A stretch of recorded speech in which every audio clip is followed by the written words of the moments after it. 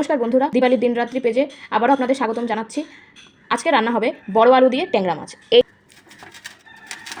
মা এখন এই বড় আলুটা কাটছে।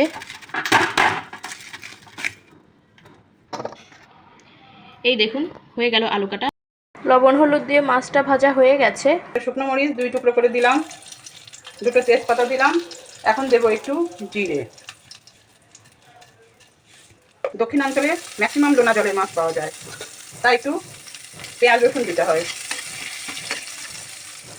একটু পেঁয়াজ দিলাম, একটুখানি রসুন। যে বড় আলু কেটেছিলাম এখন সেই বড় আলু দিয়ে দিচ্ছি। এগুলো যারা ব্যবহার করতে পারে, মানে এখনো আলুর মতো হয়ে যায়, আর কিছু ভাব খাবে না। লবণ,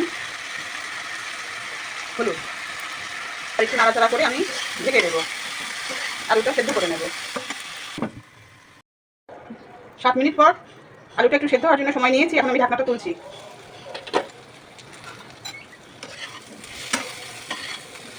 এখন আমি কিছু মশলা দিয়ে দেবো। এখন দেবো একটু পেঁয়াজ বাটা, আদা বাটা, জিরে বাটা, কাঁচামরিচ বাটা, শুকনো মরিচ বাটা।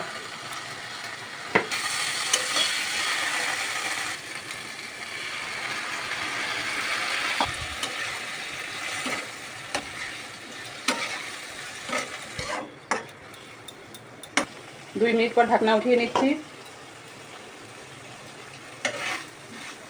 মশলা কষে তেল ছেড়ে গেছে।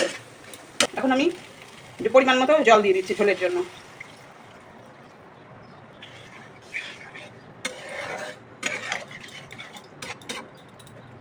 ঢাকনাটা তুলে নিলাম। এখন আমি মাছ দিয়ে দেবো, মাছগুলো ছেড়ে দেবো।